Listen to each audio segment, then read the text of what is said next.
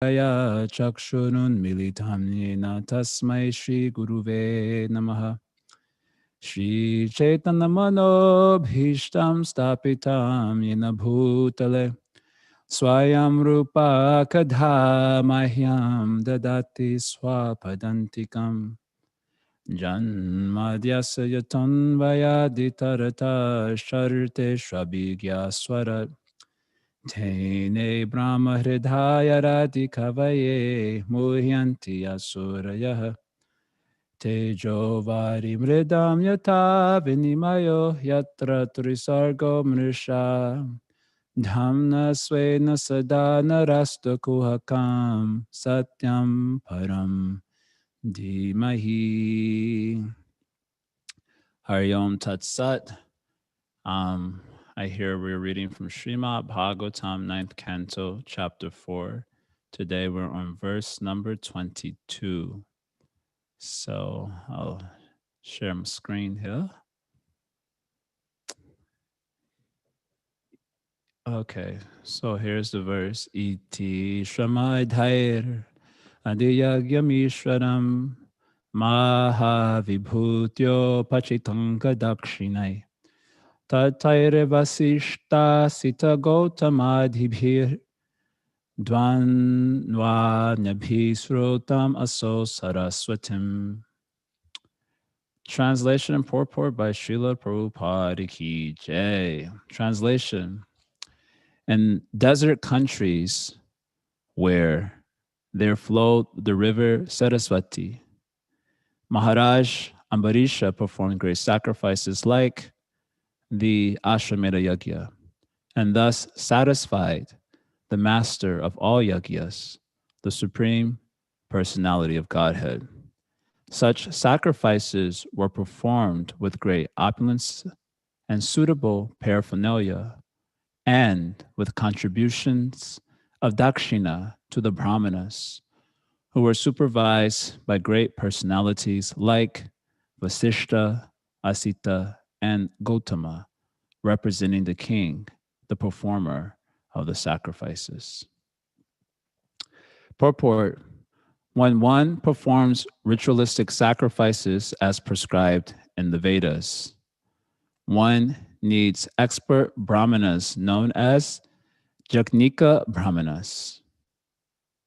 In Kali Yuga, however, there is a scarcity of such brahmanas. Therefore, in Kali Yuga, the sacrifice recommended in Shastra is Sankirtana Yajna. Jagnai Sankirtana Prayar Yajantihi Sumedhasaha. Instead of spending money unnecessarily on performing yagyas impossible to perform in this age of Kali because of the scarcity of Yajnika Brahmanas, one who is intelligent performs Sankirtana Yajna. Without properly performed yagyas to satisfy the Supreme Personality of Godhead, there will be scarcity of rain. Jagna bhavati parjanyaha.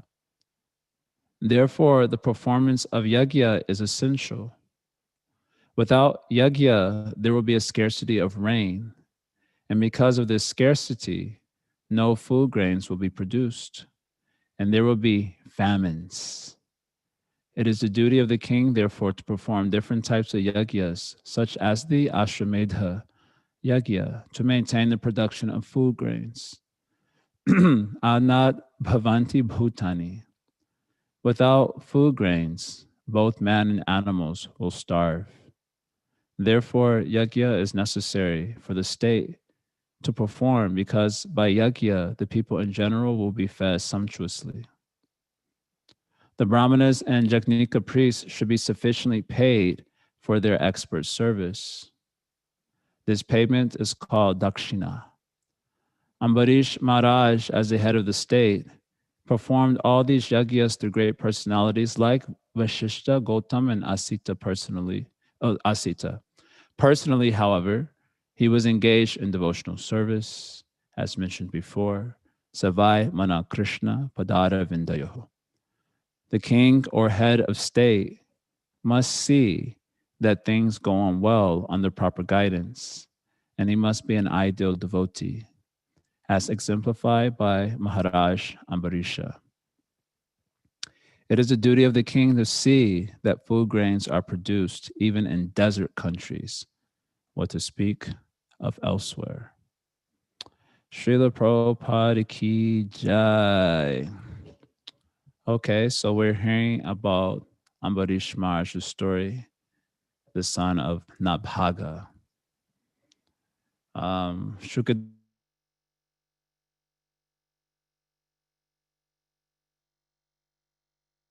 was a great devotee king, how he was cursed by a Brahmana, and how he had saved that Brahmana's life by offering prayers. So Parikshit Maharaj wanted to hear the details of this particular story. And so now the details are being unfolded. In previous verses, we heard how Ambarish Maharaj became the king of the whole Bhumandala, and he had unbelievable opulences, but he was not attracted to those opulences because he knows that the nature of material opulences is to drag the soul down. That is the nature. If one is not sufficiently immunized from that contaminating effect of opulence by high level devotion, then the nature of those opulences is to drag the soul down. As Queen Kunti also is saying, Jamai Shaya Shuta Shribe Edamana Madapumad. Not Eva Ariti Abidatum by Toma Kinchana Gochara. She also says the same thing. And Narada Muni, when he, right before he curses Nalokuvera, Manigriva in 10th canto, he also mentions these four um, problematic items, the same four problematic items that Queen Kunti says: aristocracy, wealth, education, and beauty. Edamana Madapuman, Queen Kunti says that it expands madness. Edamana Madapuma, it expands the madness. Narada Muni, right before he curses Nalokuvera Manigriva, he mentions the same four items. And he says of these four items, the Aishwarya is actually, the wealth is the most contaminating of them all. So Ambarish Maharaj knew this tendency, so he remained detached. Of course, not only because of that, but which was a direct reason given. The other reason is because of his devotion inside, which made him not have taste for those things. Vishayavani vartante niraharase dehina rasa varjanaso piyasa parandrustana vartate. When you are seeing a superior reality, then you lose attraction for the lower reality, right? Vishayavani vartante niraharase dehina. So the embodied soul, he may fast from these sense objects, right? So he do some austerity. Oh, it is a Kaddish, I will fast today. But he may fast from the object, but inside he's always thinking of that thing. Like when you fast from food, then you're always thinking of food, usually. Like us beginners, at least. I don't know about the rest of y'all, but I know, at least for me, a Kaddish is heavy. Somehow the desire for grains increases on a Kaddishi. So that is the thing. You fast, but inside the rasa varjam, the desire for it is very strong. But if you're experiencing higher taste, then even that desire is destroyed by that higher vision. Param drustva navartate. So Ambarish Maharaj was also having that param drustva, that superior darshan. He was tasting the beauty of Krishna. So in tasting the beauty of Krishna, he was not attracted to these material things. A similar example, similar king is there in Yudhishthira Maharaj in first canto, chapter 12. It is also described that his opulence was such that even the devatas in the celestial world were in reverence of those opulences and desired such opulences. But Yudhishthira Maharaj himself did not desire the opulence. And the reason is given, which is a very interesting statement. I should look for that verse. It's an amazing. Prabhupada's purport there is the bomb.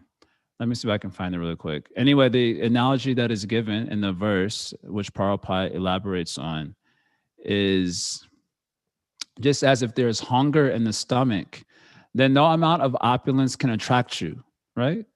Just like when you are very hungry, or in New York City, you all the time seeing hungry people. Um, and so there may be so many beautiful structures and so much opulence is there, but you cannot be attracted to it because the hunger in the belly does not allow you to be attracted to the opulence. So similarly, the devotion of Yudhishthira Maharaj was such, it was like creating a hunger for Krishna consciousness, a hunger for darshan of Krishna, for prema. And so he could not be attracted to his opulences because of that hunger as such. And Prabhupada writes about this. Let me see. I think it's, which verse is it? Everyone on the sun gradually evolve. I think it's verse number 6. Yeah, this one. It is.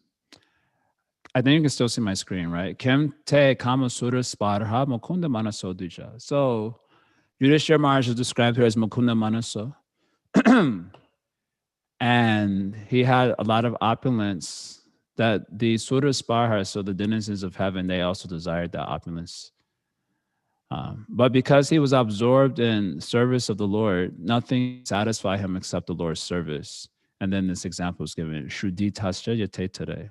It is as if there's hunger inside, so you're not attracted to other things. I just wanted to read Prabhupada's purport of this because I just thought it was really nice, and I'm just remembering it. Right. Prabhupada writes here, the whole material world is full of hungry living beings. The hunger is not for good food, shelter, or sense gratification. The hunger is for the spiritual atmosphere. Due to ignorance only, they think that the world is dissatisfied because there is not sufficient food, shelter, defense, and objects of sense gratification. This is called illusion. When the living being is hungry for spiritual satisfaction, he is misrepresented by material hunger. But the foolish leaders cannot see that even the people who are most sumptuously, materially satisfied are still hungry. And what is their hunger and poverty? This hunger is actually for spiritual food, spiritual shelter, spiritual defense, and spiritual sense gratification. These can be obtained in the association of the Supreme Spirit, Lord Shri Krishna. And therefore, one who has them cannot be attracted by the so called food, shelter, defense, and sense gratification of the material world, even if they are relished by the denizens of the heavenly planets. Such a nice statement. Anyway, so Ambarish Maharaj is like this. So you're not attracted to the material opulences. So those famous verses were mentioned, Savaimana Krishna Padada Vindayo, describing his total absorption in Krishna consciousness. Okay, so if he is totally absorbed in the Krishna consciousness, how are he ruling the state? Because he's a king, right? So a king has a lot of responsibility to rule the state. So how is he doing that? So that is being described here in this particular verse that we're looking at now. So EJ Ashramedhair Adiyagyam Ishanam. So he worshiped the Supreme Lord, who is the Adiyagyam Ishunam. He is the Lord and he is the Adiyagya. Adiyagya means he's the master of all the yagyas. By performing Ashramedha, which is a particular type of Vedic sacrifice. Mahavibhutya. Mahavibhutya means it was done with great pomp or opulence, as it should be, as the king. Also because the great pomp, Prabhupada writes about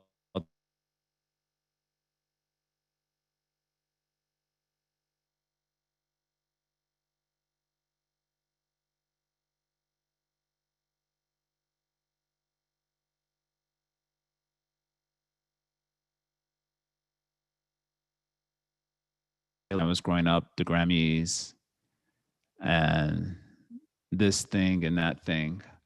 Wait, give me a second here. All right, yeah, give me a second. 2 seconds. I think this connection I'm on is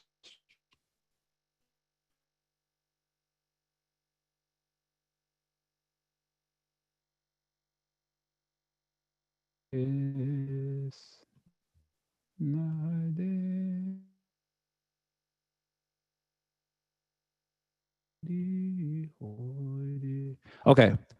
Can you hear me? Hare Krishna, Hare Krishna, Krishna Krishna, Hare. It's okay? Yep. Okay. All right. Computer's acting up.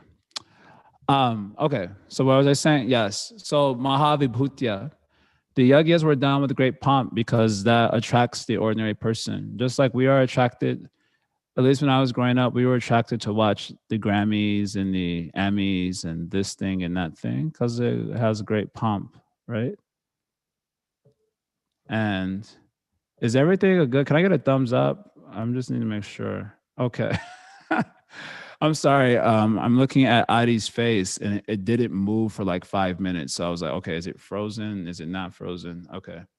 So we are attracted to the great pomp. And when things are done with great pomp, it maintains the prestige of the particular, activity or whatever's going on. So the yagya was done with great pomp that maintains the prestige of the yagya for the ordinary people who will then participate in the yagya, which is required. Upachita anga dakshinai. The yagya was done with all the prescribed paraphernalia, and it included giving dakshina to the brahmanas um, who were performing the actual yagya itself. Tataiva sishdashita gotamadhibi. So it was executed by brahmanas under the guidance of Vashishta and Asita and Gotama.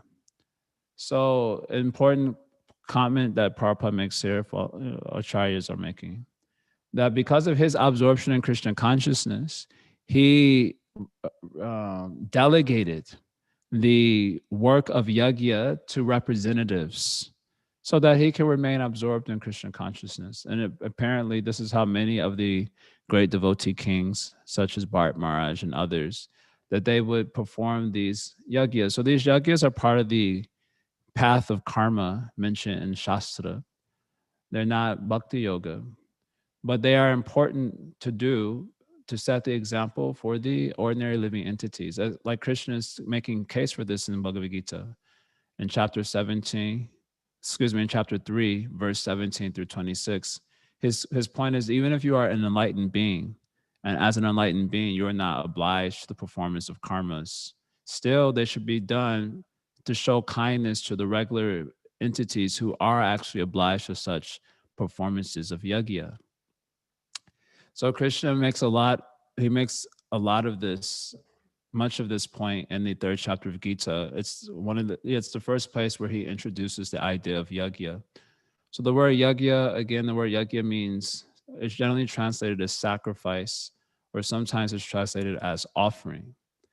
And the word sacrifice itself, I know when we hear the word sacrifice, it translates as a deficit, but the purpose of sacrifice is to make complete. In fact, the word sacrifice means to make holy or to make whole. The word holy itself means to make whole or complete. So the whole idea of sacrifice is linked to completion, right? Not to deficit, which is how it translates in our head usually. The idea is that we are taking something either from another person, we're taking something from other humans, we're taking something from the devatas, we're taking something from the environment. So you are taking, you have to give back also. Only then the relationship with these entities remains complete or whole. Otherwise, it remains fractured. Just like if you scale it down a little bit, if you think about a relationship, if you in a relationship, they say give and take, right? So if you take but you don't give back, then the relationship becomes fractured because of that. Isn't it simple? Anyone can understand. So therefore, the sacrifice is there to make sure that it remains complete. It remains whole. That is the purpose of sacrifice. To keep the relationship with the significant other, the relationship with the environment, the relationship with the devatas, the forefathers, and so on, the rishis, to make it complete, to keep it whole. That is the purpose of yajna. Soon as one takes without giving back, then they cause a destruction of the relationship, whatever it may be. So Krishna describes this in chapter 3, not a detail, I'm just going to gloss it here. But Krishna, in short, says that from him comes the Vedas. And from the Vedas comes the prescribed duties of man, that is called dharma. And from dharma comes yajna, Uh, Certain duties are connected to certain types of sacrifices. From the performance of yajna comes the rain. And the rain here representative of the resources required for sustenance, right?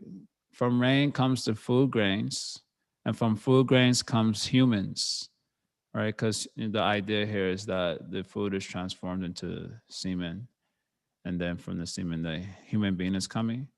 And then from humans can continue dharma, and then from dharma there's yagya. Yagya brings rain, rain brings food, food brings humans, and in that way there's this circle of life. That's what we like. I like to call it the circle of life.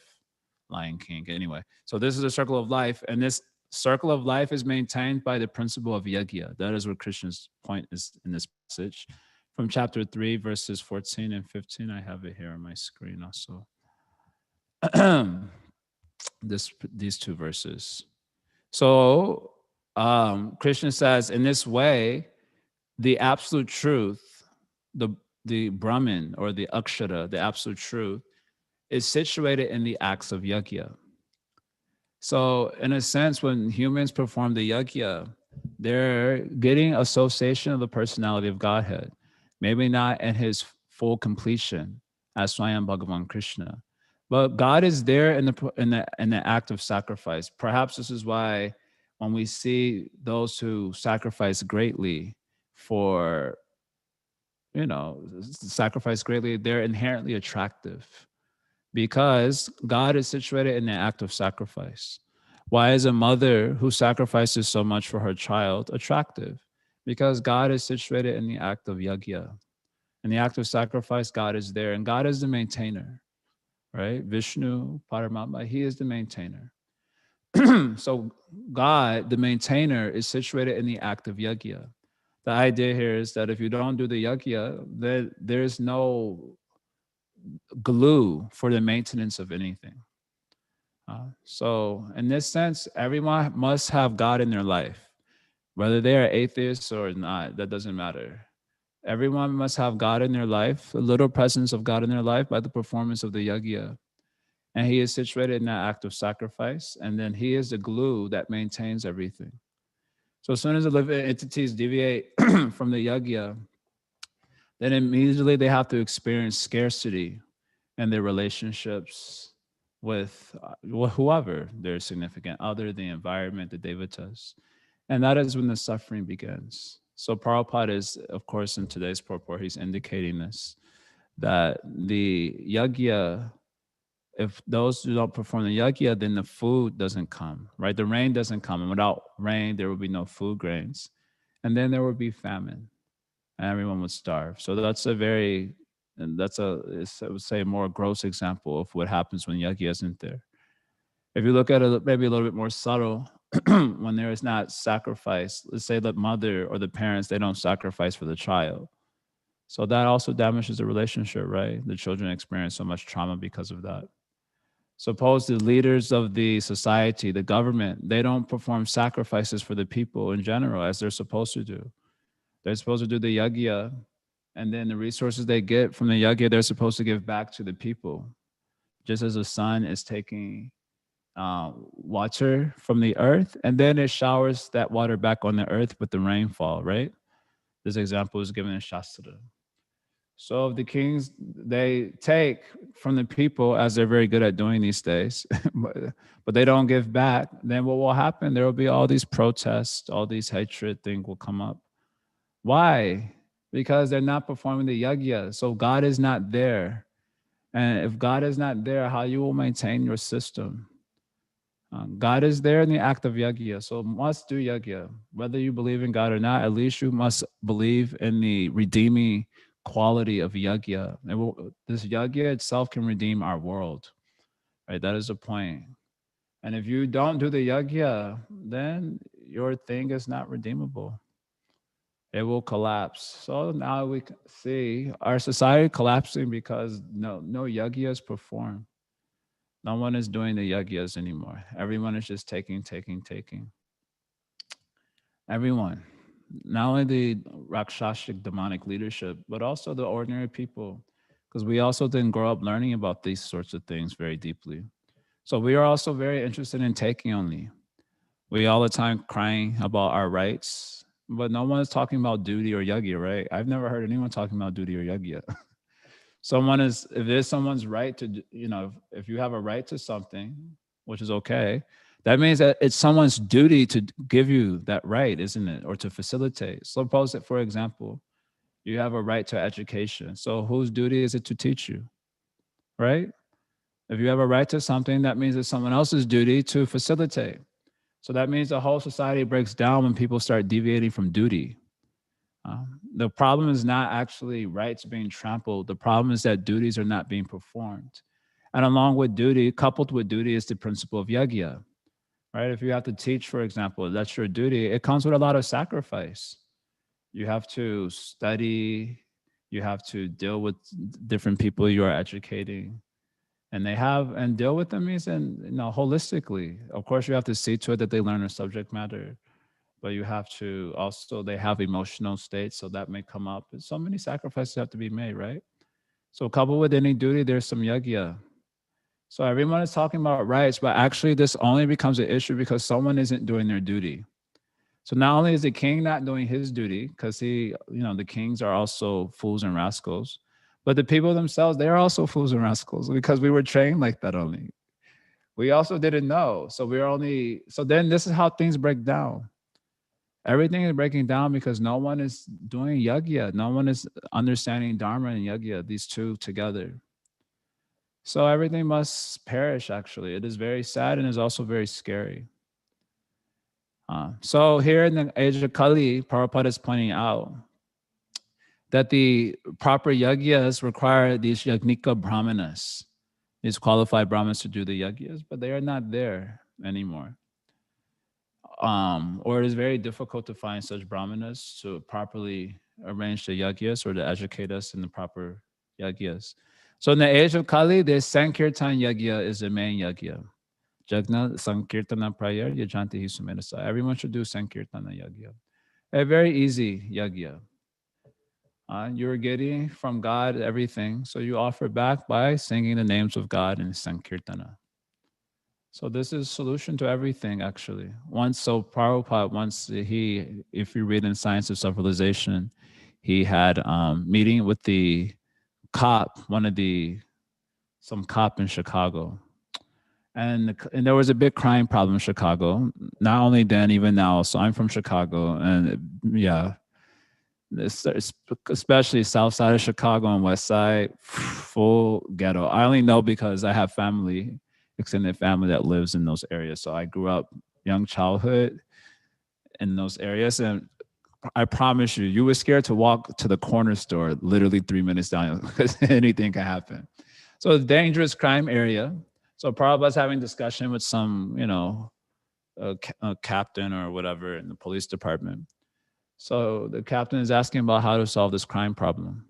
So Srila Prabhupada said, you give us facility to do massive Sankirtan and Prasadam distribution, and we will solve your crime problem within a short time. Prabhupada says very confidently, and I remember reading that because Science of Civilization was my first book. So I remember reading that and thinking like, he's saying so boldly. He said the reason people are doing criminal activity is because their hearts are polluted. Their psychic body, subtle body is polluted with so many, not so many nasty things. So by doing this Sankirtan Yagya, their hearts would be purified, and then they will give up this crime. So you just give me facility to do massive Sankirtan festivals and Prasadam distribution. And within a very short time, we will solve your crime problem. I don't think the chief of police gave facility, but that was Prabhupada's conviction. That if people do the yagya, right? God is situated in the act of yagya, and he is the maintainer. So to maintain the integrity of one's heart, there should also be yagya, right? So this yagya you do, Sankirtan yagya, Hare Krishna Mahamantra yagya. So that is why Hare Krishnas, we kind of stuck on this idea. People are offering so many suggestions about how to improve the society. Frankly speaking, I always say to my friend, I don't know what will make the society work because I've never ran a society. If you've never ran a society, I haven't even ran, so to speak, a small little family. I don't even know what makes a small little family work, which is also problematic for so many people. What to speak of a large society? I don't know what makes a society work.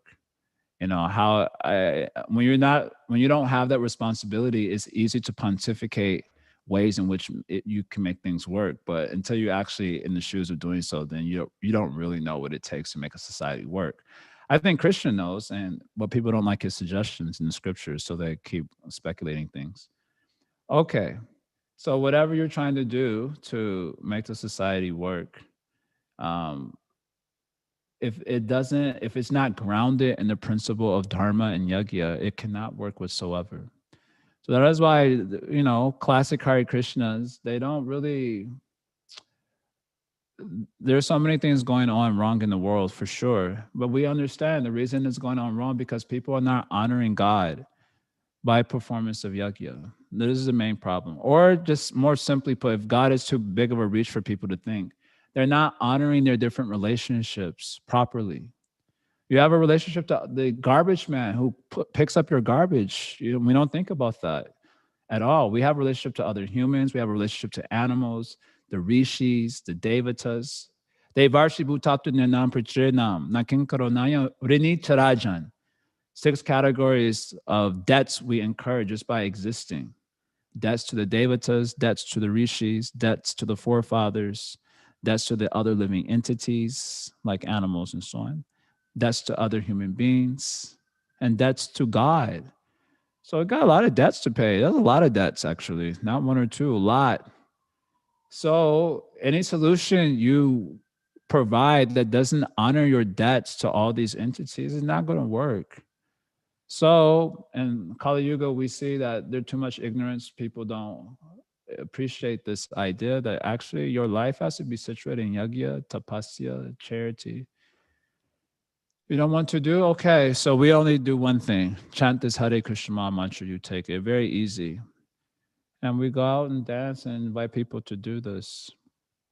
Seems like a very innocent thing that's going on, just chanting Hare Krishna. But it's not. And this thing is for helping the society. Even if you're not a God conscious person, you don't have to be a God conscious person to participate in Sankirtan Yagya. Anyone and everyone is welcome. Just like here in Bhakti Center, before lockdown, we would do our Thursday night kirtan. 3/4 of the participants were just New Yorkers. They weren't devotees of Krishna. 3/4, at least 3/4 of the participants were just New Yorkers who somehow found refuge in Sankirtan, Yagya. So this is the need of the hour. The need of the hour is to contact God in the acts of sacrifice. And, the world is needing a lot of guidance on this. So this is what we can offer as Hare Krishnas. Somehow facilitate the distribution of the Sankirtan Yagya. And allow people to participate in that, chanting and dancing and feasting if possible also. People are a little bit scared about the feasting thing now because of the coronavirus, but as far as they are open, you give them some treat. And in this way, let them be purified. Let ourselves also be purified. And let our world be healed through acts of sacrifice. So Ambarish Maharaj facilitated that. What's interesting here is that he didn't do it himself directly, but he did it through representatives. That way he could remain absorbed in his bhajan to Krishna. So I think I touched on all the points here that I could see. If someone wants to ask some question or give some comment. Yes, Andrea Suarez. Suarez, is it? Hare Krishna, Prabhu. You Hare pronounced Krishna. it perfectly. Thank Okay. you. Your discussion today had me thinking. I've been thinking of Earth Day coming up, and it made me think of the whole idea of yajnas and sacrifices. How we can't do yajnas for foodstuffs anymore, but would our maybe modern day yajna also be like something like taking care of the environment? Encouraging permaculture, like maybe as devotees, like thinking about recycling, how much plastic are we using, and I really loved what you said about honoring our relationships or debts, because that kind of started going into that idea that I had of like we have a debt to Bhumi, we have a debt to Mother Earth, and like you said, like thinking, are we taking too much? How can we honor that? And even just in, I had this crazy idea of like, we could go pick up garbage and sing the Hare Krishna Maha Mantra while we do it. So we're doing two things at once, right? We're, helping all the living beings who hear it, but also like actually doing something. So I don't know if that's along what you were thinking or no. Yeah, that also counts. You can say that counts within the realm of duty, right? We have a duty to perform to each other. There's a duty to the environment. So that duty should be performed. And that will also take sacrifice. Even the sacrifice of doing it every day, which is itself a yajna, the everyday principle. And yes, in the main yajna is chanting Hare Krishna. So we can pick up the garbage and chant, do the permaculture and chant, do the whatever it is, build a path on the hiking trail for the people. That is a nice pious activity, and chant Hare Krishna. But yes, until the society understands Dharma and Yajna, they have to suffer a lot. So, and of course, because we're participating in society, we also suffer a lot. But yeah, that also is counted. Why not? Okay, I think there's some other things going on here in this chat box.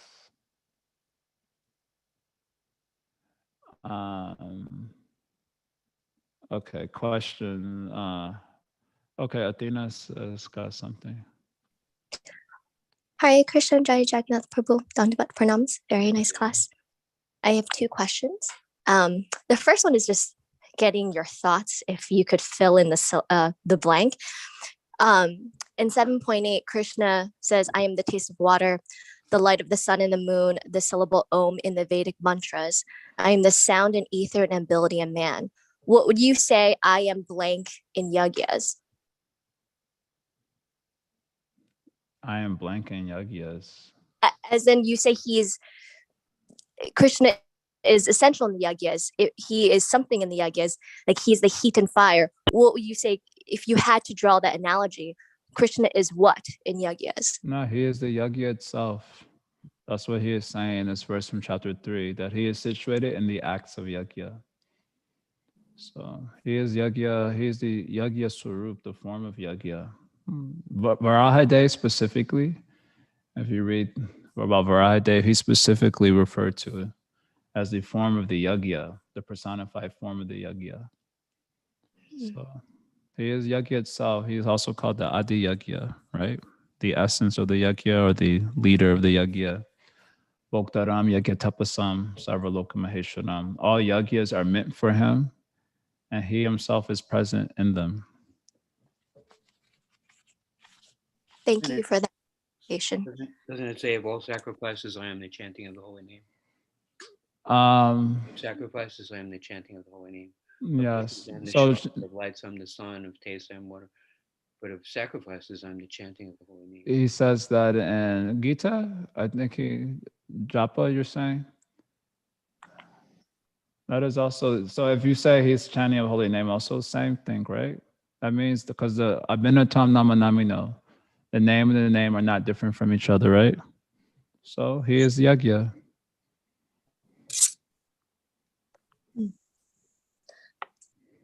Thank you. And I apologize, might be a technical question, and I hope it doesn't take a completely different direction. And perhaps the answer isn't a part that I haven't heard or read yet. But I was just curious, since you're emphasizing yajna as such an important part of the cycle of life, and say the sustainability of the human society, or just the entire civilization. In the second canto, chapter 7, verse 38, it says how at the end of Kali Yuga, there exists no topics of the subject of God. So there's no Krishna Katha. And even at the residences of so-called saints and respectable gentlemen of the three higher castes, and when the power of government is transferred to the hands of ministers elected from the low-born Sudra class, or those less than them, and when nothing is known of the techniques of sacrifice, even by word. So there is not even yajna of chanting of the holy name. It says, and when nothing is known of the techniques of sacrifice, even by word, at that time the Lord will appear as the supreme chastiser, meaning Kalki. So I'm curious because at the end of Kali Yuga, you hear that perhaps there's just a very few number of devotees, but since there's no Krishna Katha, there's no chanting, there's no yagyas, and the devotees flee to the forest, and Kalki comes and annihilates the demons. But these devotees live on, and they set up the groundings or foundation for Satya Yuga. But how does that make any sense? Because Satya Yoga is the most pious and the most qualified of any human beings, the most sattvic. And so, how could any of those beings be begotten from the degraded human beings from Kali Yuga with absolutely no knowledge of Krishna and no chanting? And by then, Mother Earth, Bhumi, is like practically destroyed. So she's not giving back. So how does that actually technically happen?